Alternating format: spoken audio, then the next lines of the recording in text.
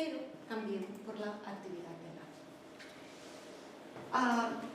Si habéis leído la curación esotérica, sabéis que el tibetano pone un montón de reglas que las hubiera puesto todas una tras otra, pero que no hubiéramos acabado jamás. Entonces, me parecía que poner 4 puntos sobre las reglas valía la pena, pero no todas las reglas. Hay dos métodos de curación esotérica. Una es el trabajo magnético y la otra es el trabajo de radiación. En el trabajo magnético, el curador vincula alma, corazón, cerebro y manos. Y con esto lo que hace es derramar la fuerza vital sobre el paciente. En el trabajo de radiación, lo que hace es vincular alma, cerebro, corazón y emanación áurica, del aura. Pero no necesita las manos.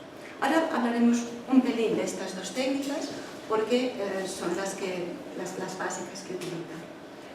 Para ello, el curador debe adquirir pureza magnética y como la quiere, a través de la pureza de vida. Es decir, tiene que refinar sus vehículos.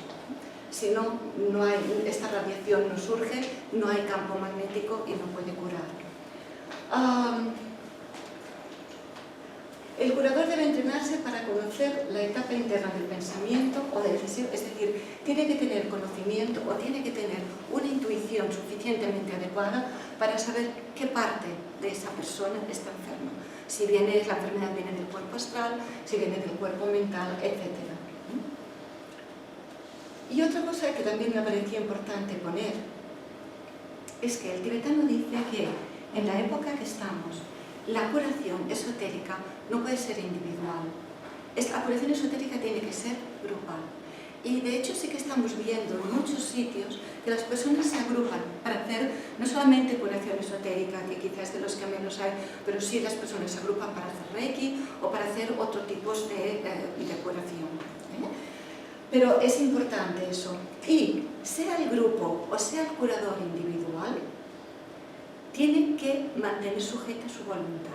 Es decir, cuando se practica curación esotérica, uno no puede poner su voluntad o su deseo de curar. Porque lo único que tiene que hacer es trabajar con el amor. Lo único que puede hacer o que debe hacer es irradiar amor hacia el paciente.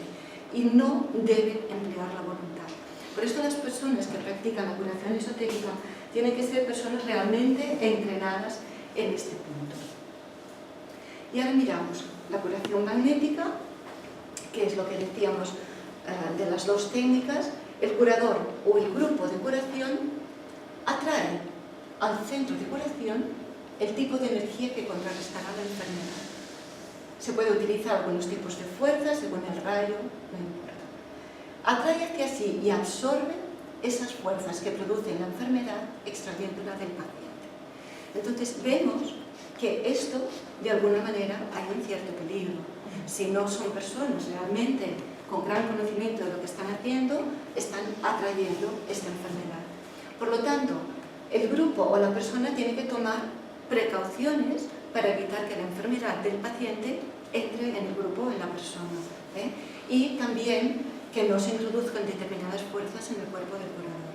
Por tanto, tiene que ser una persona muy entrenada. Y también tiene que tener la capacidad de suministrar al paciente una energía nueva. Siempre se dice, no, la energía tiene que estar en equilibrio. Si nosotros sacamos un tipo de energía, aunque sea energía, entre comillas, mala, tenemos que rellenar ese agujero con energía, entre comillas, buena, ¿no?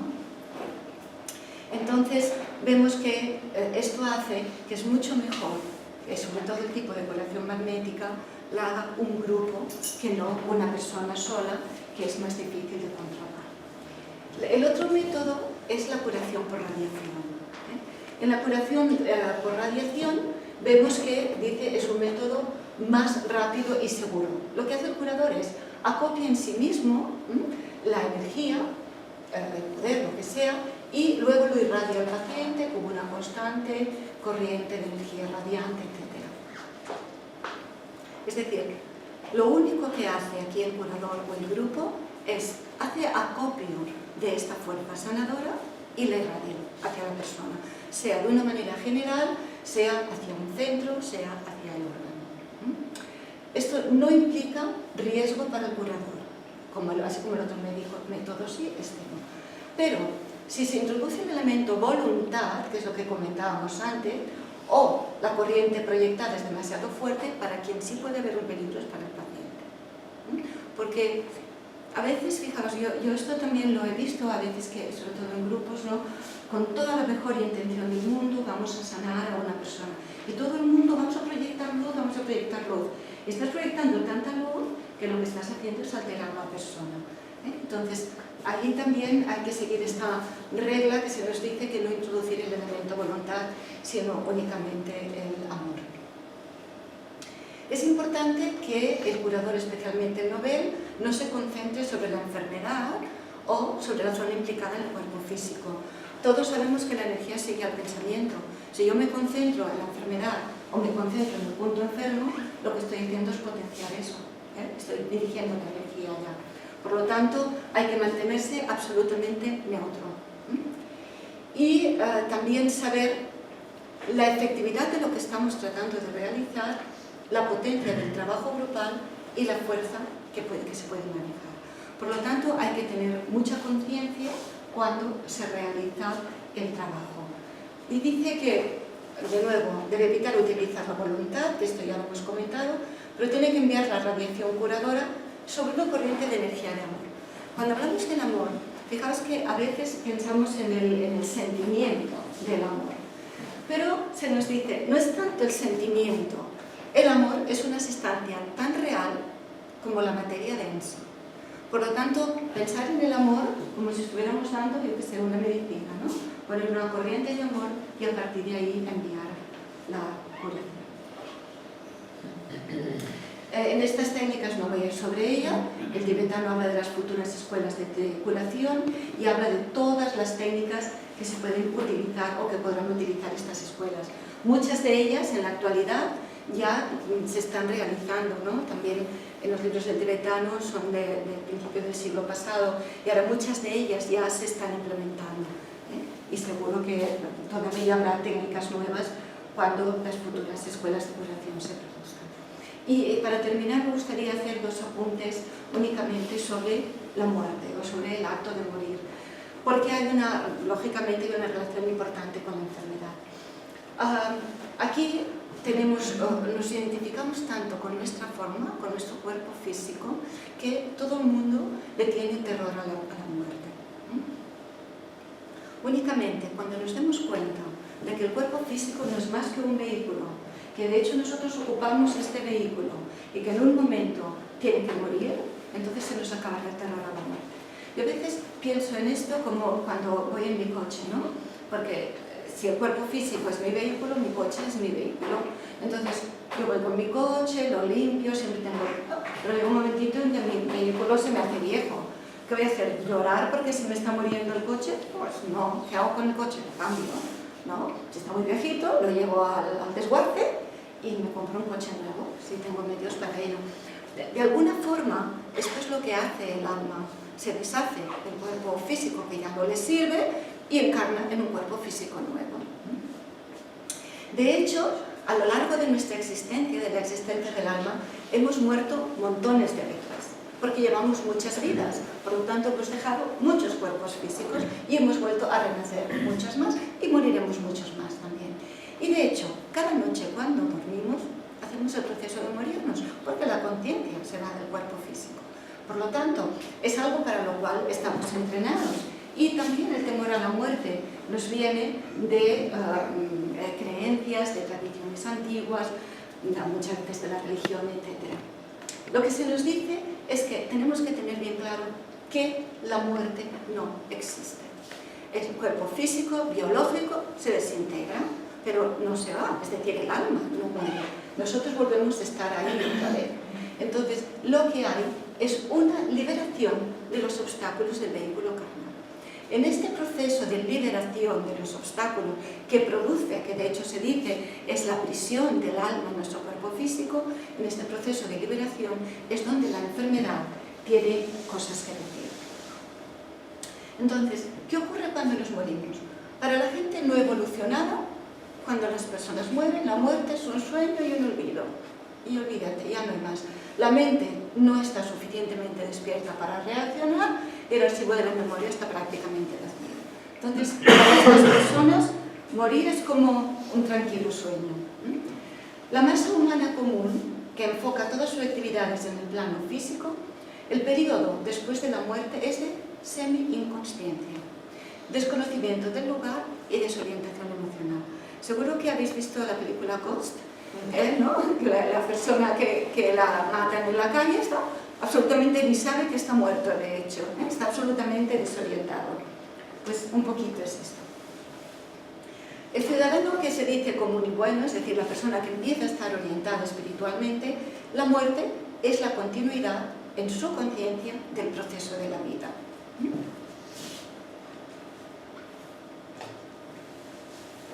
Para el perverso y cruel egoísta, el criminal y los pocos que viven únicamente para el aspecto material, entonces se dice que están atados a la tierra. Estas personas no acaban, entre comillas, de despegar. Se quedan en el plano astral, intentando siempre volver por todos los medios que pueden, intentan desesperadamente buscar algún despistado, lo que decíamos antes, algún desvitalizado, despistado, ahí me meto y tomo posesión de él, ¿no?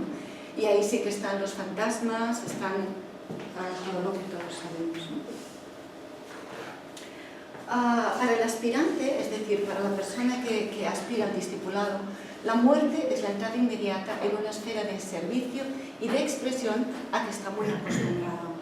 Es decir, ya hay un trabajo espiritual hecho, ya sabe cómo trabajar en los diferentes planos, morirse no tiene más importancia. Entonces, aquí estamos en la enfermedad. La enfermedad es un aspecto de la muerte. Y decíamos antes, mediante la enfermedad, poco a poco, el alma tiene la capacidad de irse liberando, ¿no? Si el alma se va liberando lentamente, no entra en ese proceso tan importante de desorientación como cuando hay esa muerte física súbita que comentábamos, ¿no? Ahora, en la actualidad, lo que intentamos por todos los medios es preservar el cuerpo físico de las personas, de los pacientes. Pero, fijaos que lo que estamos haciendo de alguna manera es interferir el karma de estas personas. La ley del karma queda en suspenso cuando se mantienen formas que tendrían que ser descartadas.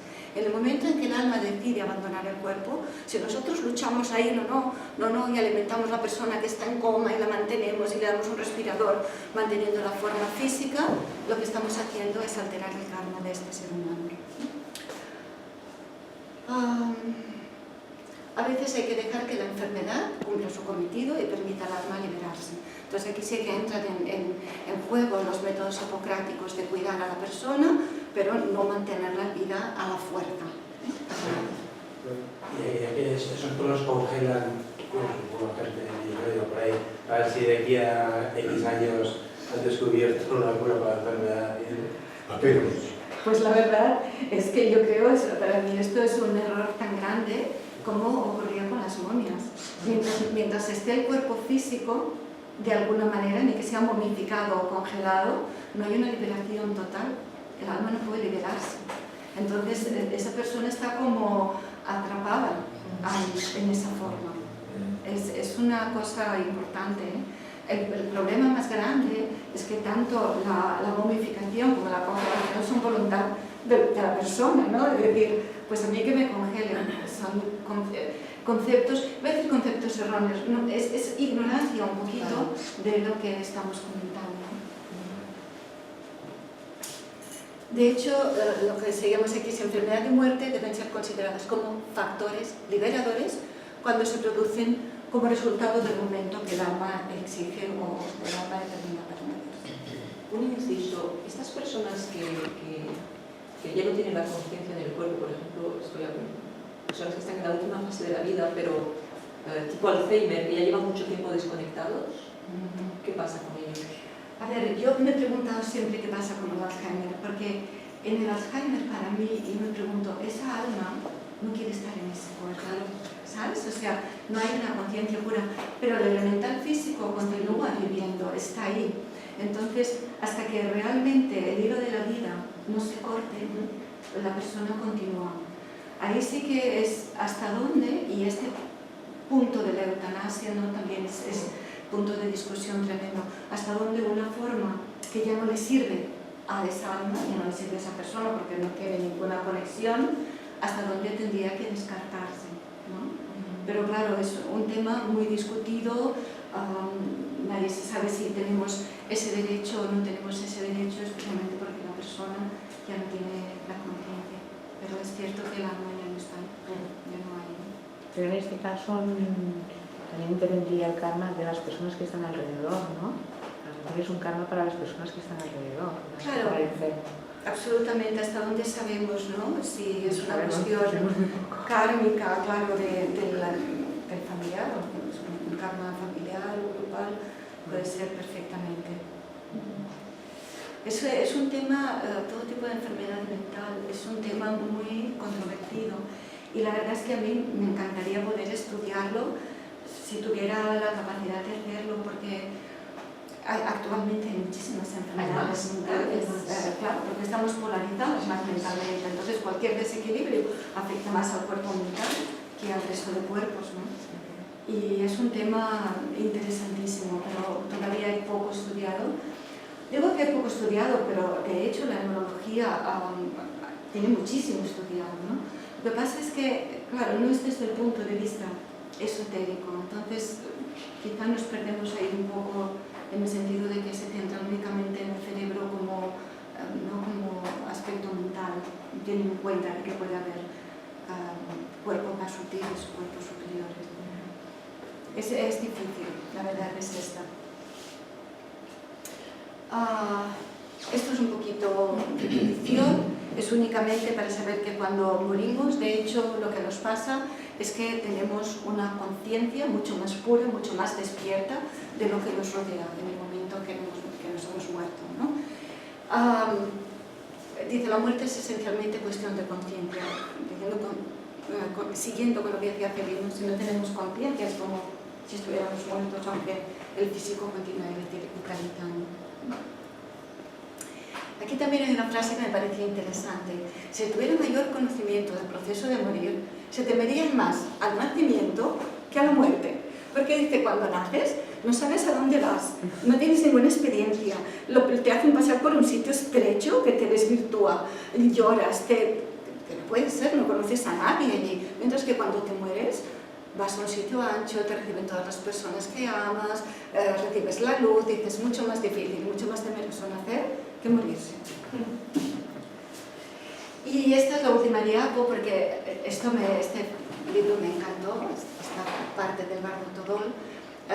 Recuerda que cuando el cuerpo y la mente se separan, experimentas una rápida visión de la verdad pura, sutil, radiante, brillante, vibrante, gloriosa. No temes. Esta es la radiación de la verdadera naturaleza. Reconócelo.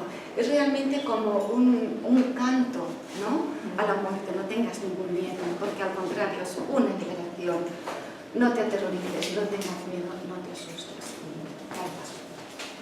Y bueno, yo creo que con esto, ya lo que os comentaba, ¿no?, el tibetano da un montón de reglas y un montón de leyes que se pueden leer en el libro, o que si queréis otro día podemos comentar. Pero que no las podéis leer, tendría que ser más una tertulia que echar. Pero bueno, repetiríamos todos un poquito. Bueno, pues gracias, y si tenéis alguna pregunta, y ya podemos responder. ¿El libro es ese, el libro tibetano de los muertos? De donde saco esto sí, pero no, se llama La curación esotérica. También de... Es de Addis Abeli, sí, de Addis Abeli. Sí. Es el volumen 4 del Tratado sobre los 7 Rayos. Lo encontrarás o de una forma u otra. Es un libro muy interesante, La curación esotérica, para leérselo poquito a poco, porque de cada línea extraes un montón de sabiduría. Te pasarías la vida leyendo el libro y volviendo a leer, volviendo a leer, porque es muy bueno.